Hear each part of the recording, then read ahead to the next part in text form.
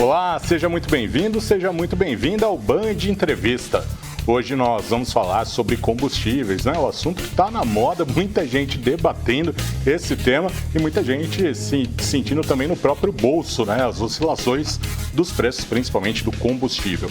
A gente vai conversar hoje com o Emílio Martins, ele que é presidente do RECAP, o Sindicato de Comércio Varejista de Petróleo de Campinas e região. Comigo está o Edson Souza. Olá, Edson, seja bem-vindo. Bom dia, Marcos, bom dia, Emílio, bom dia a todos os nossos telespectadores. Vamos falar de combustível, quero falar de combustível. Emílio, seja muito bem-vindo aqui ao Band Entrevista. E para começar, a gente pode pegar um tema que é bem atual, que aconteceu nessa semana, que é em relação aí às mudanças, né, as promessas de mudanças, muitas propostas surgindo, e a do governo federal, eu acho que é a principal, né, que se destacou, que seria aí o rebaixamento do nível do ICMS, que é um imposto estadual, e também a total anulação do PIS/COFINS para a gasolina. Isso seria a solução? A gente tem ouvido muito falar isso, né? Que principalmente do presidente Bolsonaro, que o ICMS é o grande vilão no preço da gasolina. Quanto é de real nisso? Quanto é de conversa política para tentar ali se livrar, né, da responsabilidade pelos preços altos? Qual é o encargo de impostos que tem hoje? Quando a gente vai abastecer, a gente sente no bolso. Marcos, Edson, prazer estar aqui, podendo debater esse assunto com vocês. Não tem vilão. Não tem vilão no mercado de combustível. O vilão é o mercado. O mercado e o poder aquisitivo do povo brasileiro. Infelizmente, nós temos um produto, né, que hoje existe uma dependência significativa de importação. Nós não somos autossuficientes. O Brasil não é autossuficiente em gasolina e diesel. Nós temos que importar produto, apesar de ter uma grande produção de petróleo, uma grande produção de derivados.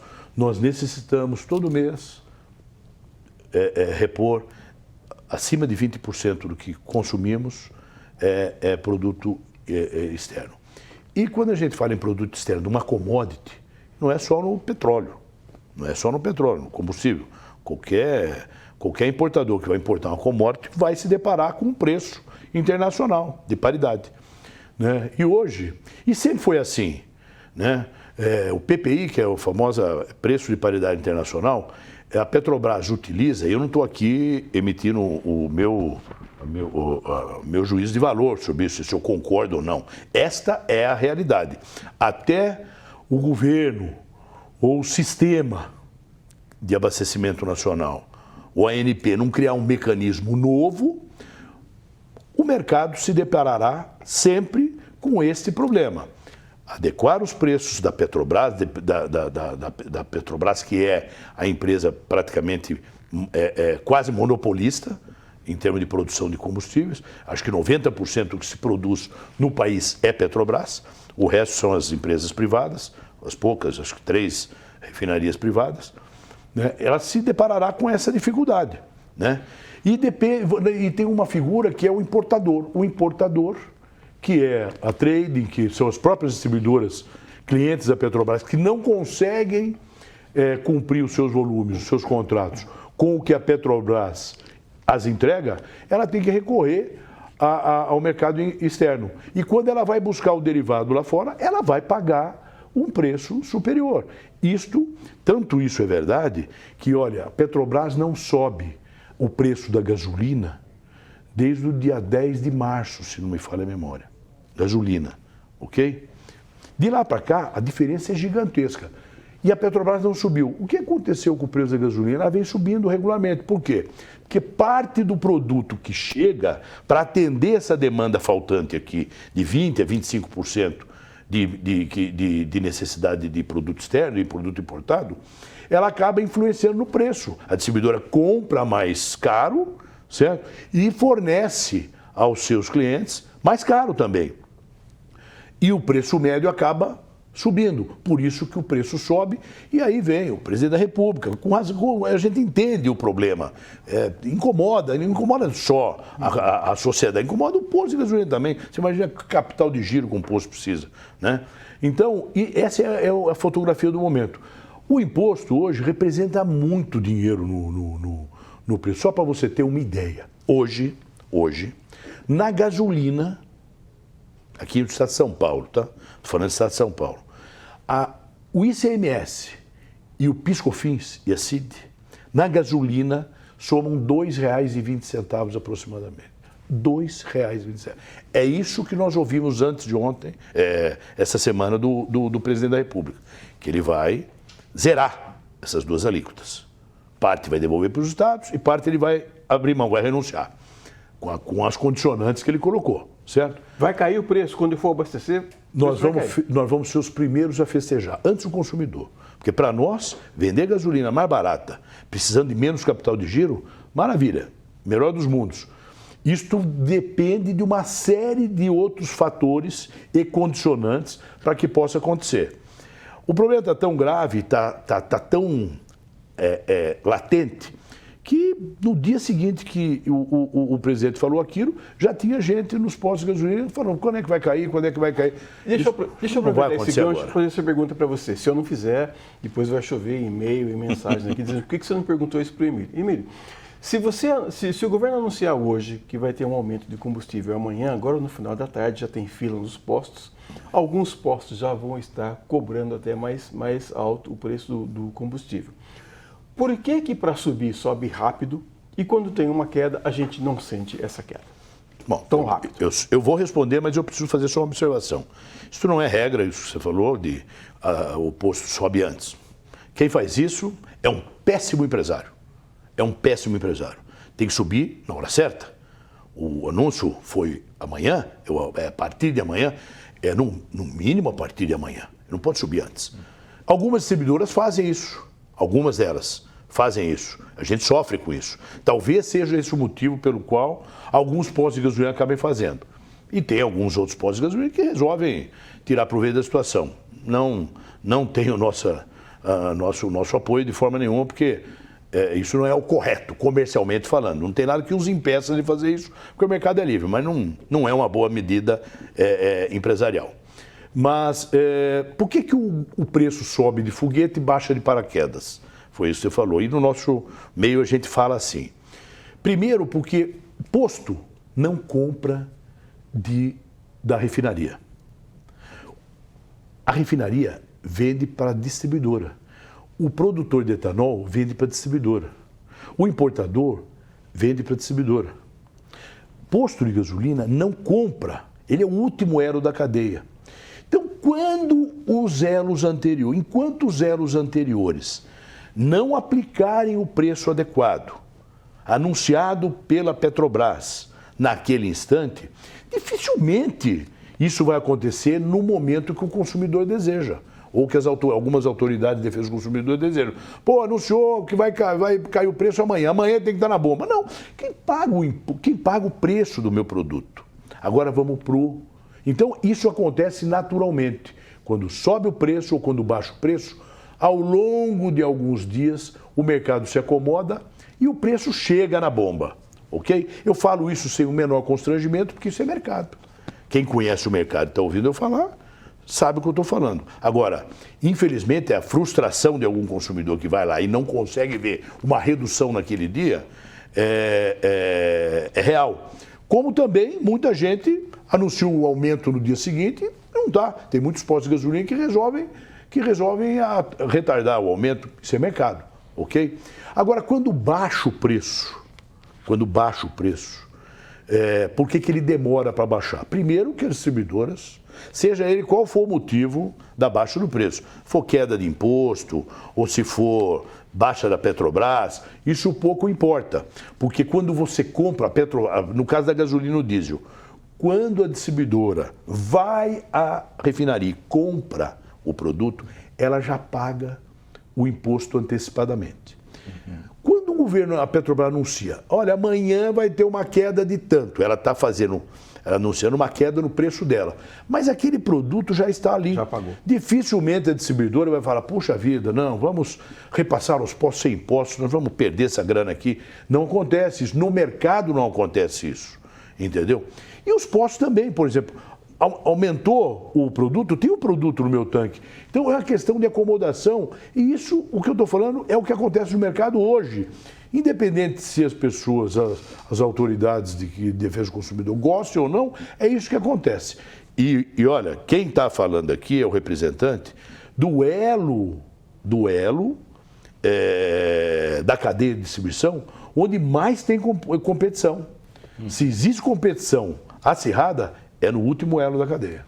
E essa é uma discussão também que é antiga, né, em relação às distribuidoras. Hoje no Brasil são 3, né, principais distribuidoras de combustíveis e acaba tendo ali uma pouca competição, como o senhor disse, né? Teria algum jeito da gente aumentar essa competitividade, que aí poderia ter algum tipo de ganho para o consumidor? No meu ponto de vista, distribuidora tem que competir com distribuidora, posto tem que competir com posto. Certo? O que acontece é que o mercado brasileiro hoje, né, a formatação do mercado brasileiro hoje, faz com que 3 grandes empresas detenham perto de 70% do mercado, do volume do mercado. Isso é fato.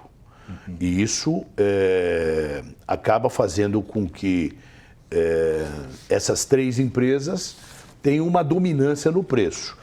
Isso não quer dizer que não existe competição entre as distribuidoras. Talvez seja uma competição de uma forma diferente. Uma disputando a bandeira, colocar a bandeira em tal rede, ou tirar daquele revendedor, ou colocar em outro. Então, esse é outro tipo de competição. O que a gente sempre espera é que os preços sejam competitivos. Das 3 maiores distribuidoras e das outras também. O que a gente percebe é que existe, às vezes, uma diferença entre grupos de distribuidoras. Não estou me referindo a fraudes, ok? Estou me referindo à competição honesta e legal, tá? Talvez, mas tudo tem preço, né? Marca tem preço, qualidade todas. Hoje, no Brasil, o produto é Petrobras. Petrobras é importado. Não tem muita diferença. Se você comprar um produto honesto de uma refinaria, o produto basicamente é igual, tirando os aditivos, né? os produtos específicos.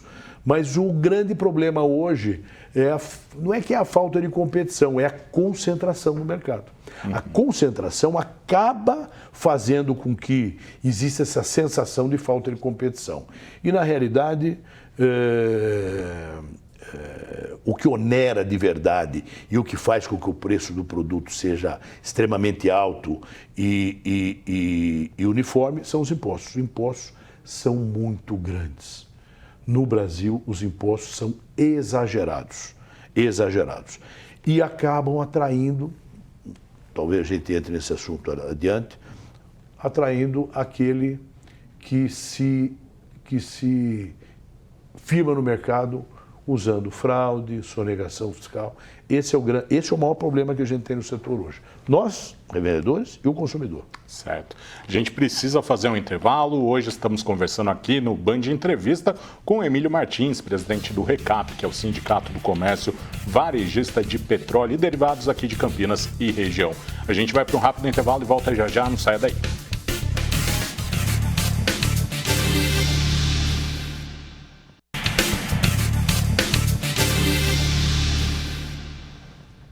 Estamos de volta com o Band Entrevista, hoje recebendo Emílio Martins, presidente do RECAP, o Sindicato do Comércio Varejista de Petróleo e Derivados. Edson Souza, pode fazer sua pergunta. O Emílio, no bloco anterior você tocou num assunto delicado, que é a história das fraudes, mas você está aqui de coração aberto, de peito aberto, por causa disso eu vou fazer essa pergunta para você. Eu sei que o Inmetro estabeleceu novos prazos para a substituição das bombas de combustíveis. Eu quero saber, Emílio, se quando eu chego num posto de combustível e falo para o menino aí, coloca R$100 para mim, se ele coloca 50, se ele coloca 80, se ele coloca os R$100. Nós estamos falando de fraude volumétrica. Essa é vamos dizer assim, a fraude dos últimos 2, 3, 4 anos, que cresceu muito no Brasil e se aperfeiçoou. A tecnologia, ela avançou bastante nessa área. É uma minoria. Certo? Eu tenho até um certo cuidado para falar de fraude, para não dar aquela impressão para o consumidor de que o posto de gasolina, todo posto de gasolina, a maioria dos postos de gasolina, não. É uma minoria que faz muito barulho, porque vende com preços aviltantes, por isso que faz muito barulho, faz muito sucesso diante de algumas autoridades que não entendem, deveriam entender, mas não entendem do assunto e estão ali fiscalizando e punindo os poços. São 3 grandes falhas. Eu vou responder a sua pergunta. Ele não tem garantia nenhuma. Tá? Hoje o Inmetro avançou bastante, consegue identificar com mais facilidade. Até pouco tempo atrás era assim praticamente impossível, porque a tecnologia avançou tanto, é tudo por controle remoto, são chips praticamente invisíveis, que a olho nu um fiscal não conseguia, precisava pegar a bomba e levar para um laboratório para identificar. O tempo foi passando e também os órgãos de fiscalização foram se aprimorando. E hoje a gente está vendo mais grupos aí quadrilhas sendo desbaratadas. Mas não é esse avanço para o bem e para o mal, né, Emílio? O avanço da tecnologia? Não, no caso aí, a tecnologia começou pelo mal e acabou. O próprio IPEM hoje tem números bem, vamos dizer, sustentáveis e bons com relação ao combate disso. O problema é a punição, né? O problema é a punição. Pega, constata, atesta e uma semana depois, 2 dias depois, está lá o cara aberto de novo, lesando o consumidor.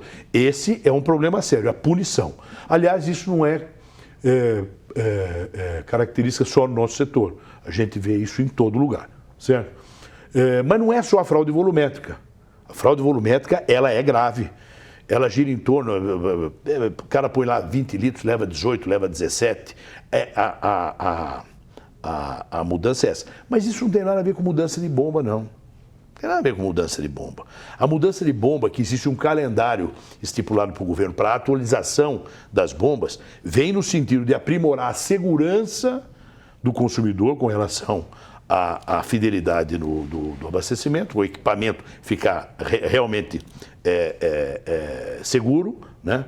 Mas o grande problema é que os equipamentos são passíveis de serem fraudados. Mas, paralelo a isso aí, o que a gente está assistindo?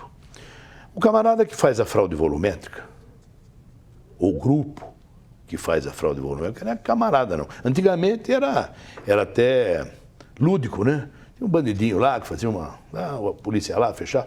Hoje não. O que a gente está assistindo são grandes redes crescendo, pessoas formando redes, se aproveitando de uma situação triste que está vivendo o setor hoje, que é o revendedor pequeno que não consegue mais sobreviver, ele acaba caindo na mão, esses postos acabam caindo na mão dessas pessoas, desses grupos, e esses postos vêm crescendo, né? Baseado em fraude volumétrica, sonegação fiscal e adulteração do combustível. Essas 3 coisas andam juntas, prejudicando o consumidor, prejudicando a revenda e prejudicando o mercado. Desequilibra o mercado, desorienta as autoridades e essa fraude vem crescendo. Ainda é minoria, lógico, certo? Mas incomoda bastante. A gente vê, aqui em Campinas tem, Jundiaí tem, todas as cidades, os grandes centros, até no interior a gente vê de vez em quando esse pessoal crescendo, praticando o preço. É óbvio, eu não vou ficar fazendo apologia de preço aqui, eu não posso fazer isso, mas é inevitável. A própria ANP hoje, ela usa o preço extremamente fora da curva para orientar a fiscalização. Tamanha falta a precariedade no quadro da ANP de fiscalização. O que ela usa? Para ter mais assertividade, mais efetividade na fiscalização.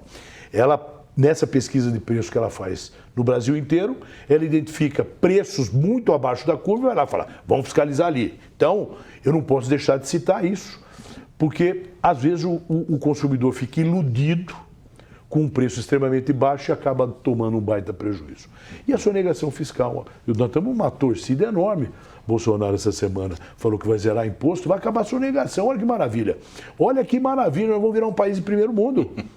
Zero de sonegação, não tem ICMS, não tem CID, não tem PiscoFins, em nada, acabou a sonegação. Vai virar assim um mercado maravilhoso, só freiras no mercado. Os caminhoneiros estão contentes, né, Marcos? E eu sinto pelos caminhoneiros, coitados, que não estão conseguindo repor seus fretes, os custos aumentando. É um drama isso para o Brasil. E é isso que está fazendo com que o poder aquisitivo do brasileiro vá embora, porque aumentando o frete, aumentando o custo, né, é um problema sério. Incide em tudo, né? Uma questão que eu não sei se o setor já está sentindo, que eu conheço muita gente que está falando em abandonar o carro, né? Parar de...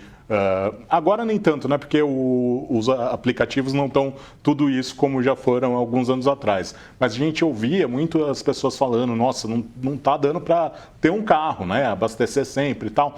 E agora, com esse momento que a gente está vivendo dos preços dos combustíveis em alta, a gente sente isso já no posto de gasolina, sente uma diminuição do consumo? Olha, a venda caiu. Aliás, a venda, nós nunca mais conseguimos ter os mesmos números de venda, a mesma venda que a gente tinha antes da pandemia. A pandemia veio, ela deu uma queda enorme, voltou, nunca mais voltamos como éramos, né?